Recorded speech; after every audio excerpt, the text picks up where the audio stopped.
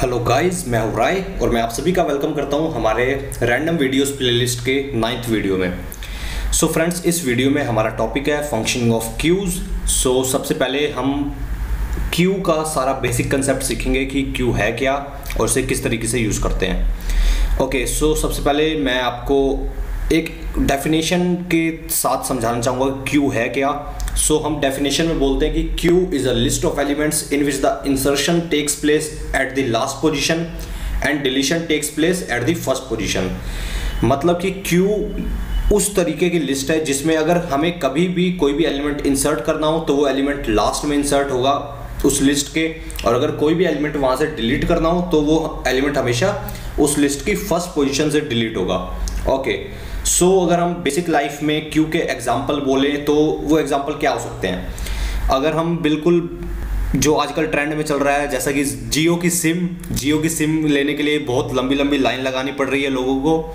सो वो है queue of people waiting for getting there Jio SIM. Okay, so friends, उस queue में जो बंदा सबसे पहले आया उसे कौन सी पोजीशन मिल जाएगी उस लाइन में, उसे सबसे पहली पोजीशन मिल जाएगी। मींस सिम सबसे पहले फिर उसी बंदे को मिलेगी।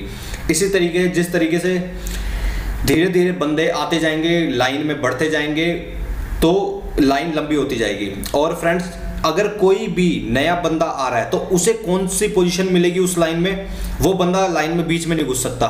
हर कोई बंदा लाइन का बोलेगा कि भाई हम भी तो लाइन में मतलब लगे हुए हैं पहले से, तो तू लास्ट में लग। तो हर कोई बंदा हर किसी नए एलिमेंट को, हर किसी नए बंदे को उस क्यू में कौन सी पोजीशन मिलेगी, लास्ट पोजीशन मिलेगी। ओके, सो अगर यहाँ पे मैं एग्जांपल दूं तो अगर मैं मानूं कि ये मेरी क्यू है, इसमें पहला एलिमेंट है ए, फिर बी, सी, डी और ई। ओके, सो इस क्यू में सबसे पहले अगर हम इसे इस तरीके से देखें कि सबसे पहले कौन सा एलिमेंट आया, ए, तो ए को कौन सी पोजीशन मिली, फर्स्ट पोजीशन।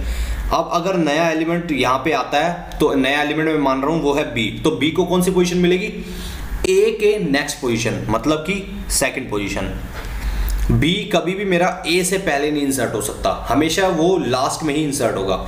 इसी तरीके से फिर से अगर नया एलिमेंट आए सी तो उसे फिर से नेक्स्ट पोजीशन मिलेगी। अब मेरे क्यू में कितने एलिमेंट्स है, 3 एलिमेंट्स है, वो पोजीशन नंबर 1 2 3 पे प्रेजेंट है।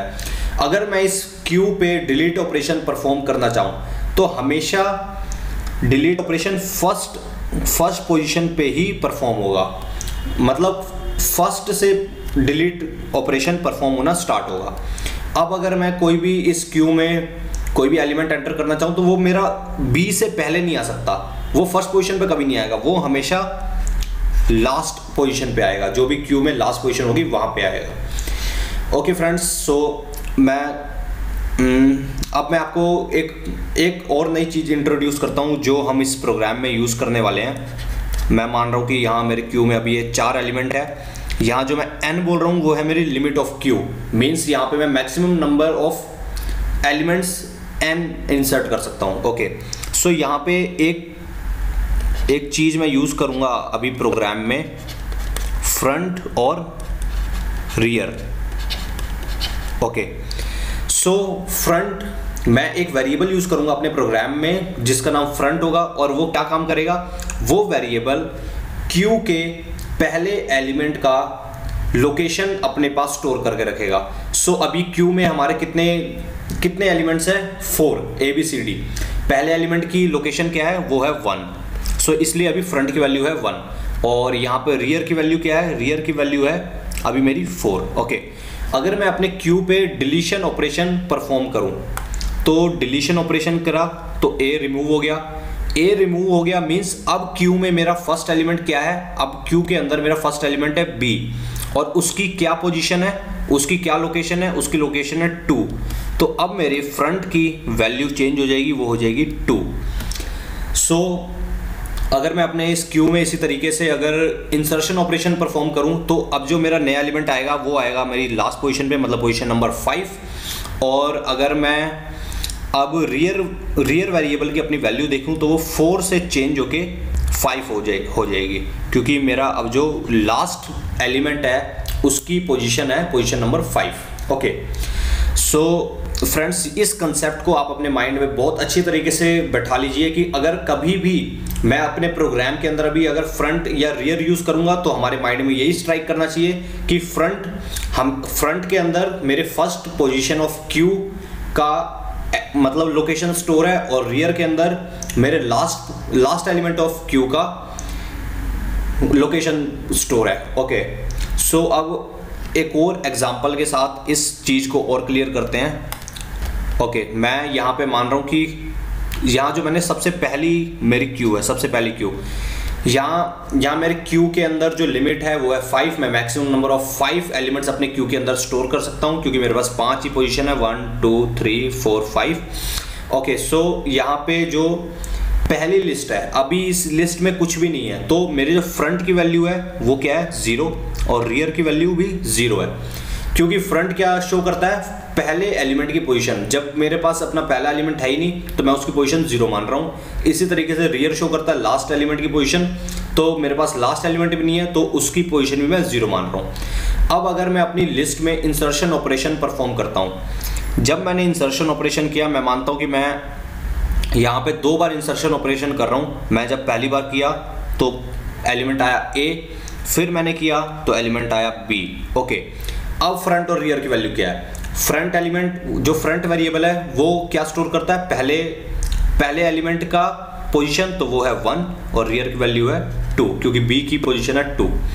इसी तरीके से अगर मैं इसमें फिर से इंसर्शन ऑपरेशन परफॉर्म करूं तो मेरी नई लिस्ट होगी A B C। अब फ्रंट की वैल्यू सेम है, रियर की वैल्यू चेंज हो रही है। मीन्स अगर इसमें फिर से एक और एलिमेंट इंसर्ट करना चाहता हूं तो मेरे को रियर की वैल्यू 1 बढ़ानी पड़ेगी जबकि फ्रंट की वैल्यू अनचेंज्ड है। मीन्स जब भी मैं अपने क्यू के अंदर अगर मैं यहाँ पे रियर की वैल्यू 4 कर दूं तो यहाँ पे A B C और रियर पोजीशन मतलब 4th पोजीशन पे एक और नया एलिमेंट आ जाएगा D। मीन्स जब भी मैं इंसर्ट कर रहा हूँ तो फ्रंट वैल्यू पे मेरा कोई फर्क नहीं पड़ रहा, बस मेरी रियर वाली वैल्यू चेंज हो रही है। इसी तरीके से अब अगर मैं मानता हूं कि मेरे को अब इस लिस्ट के अंदर, इस क्यू के अंदर डिलीशन परफॉर्म करना है, तो अगर मैंने बोल दिया कि अब इस लिस्ट में मैं एक बार डिलीशन परफॉर्म करूंगा तो जब भी मैं एक बार डिलीशन करूंगा तो मेरा पहला एलिमेंट डिलीट हो गया। अब क्या एलिमेंट बचे हैं B C D। अब मेरी फ्रंट की वैल्यू क्या हो गई, फ्रंट की वैल्यू मेरी हो गई 2, रियर की वैल्यू सेम रहेगी 4 क्योंकि D लिस्ट में 4th पोजीशन पे है। इसी तरीके से अगर मैं फिर से मतलब डिलीशन परफॉर्म करूं तो मेरा बचेगा C एंड D, फ्रंट हो गया 3, रियर हो गया सेम 4। सो हम इस तरीके से हम ये देख रहे हैं कि जब भी मैं डिलीशन परफॉर्म कर रहा हूं तो उसका रियर से कोई लेना देना नहीं है, रियर हमेशा डिलीशन के टाइम पे सेम है, बस मेरा फ्रंट की वैल्यूज चेंज हो रही है। और इसी तरीके से जब मैं इंसर्शन परफॉर्म करता था तो मेरी फ्रंट की वैल्यू हमेशा सेम रहती थी, सिर्फ रियर वैल्यूज पे फर्क पड़ रहा था क्योंकि जब भी हम इंसर्शन करते हैं तो वो लास्ट में होता है इसलिए रियर वैल्यू पे फर्क पड़ेगा। जब भी हम डिलीशन करेंगे वो फर्स्ट एलिमेंट से होता है इसलिए हमारे फ्रंट एलिमेंट पे अफेक्ट पड़ेगा।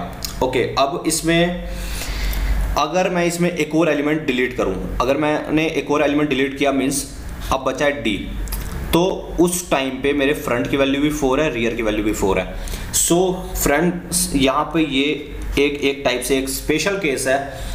तो इस स्पेशल केस में हमें ये ध्यान रखना है कि जब भी मेरी फ्रंट और रियर की वैल्यू सेम है, जब भी मैं कभी भी अपने प्रोग्राम में फ्रंट और रियर की वैल्यू सेम देखूंगा तो मेरे माइंड में ये स्ट्राइक करना चाहिए कि अब मेरी लिस्ट में सिर्फ और सिर्फ एक एलिमेंट प्रेजेंट है। वो एलिमेंट किसी पोजीशन पे हो मुझे उससे मतलब नहीं है, मुझे बस ये पता है कि मेरे लिस्ट में एक एलिमेंट प्रेजेंट है।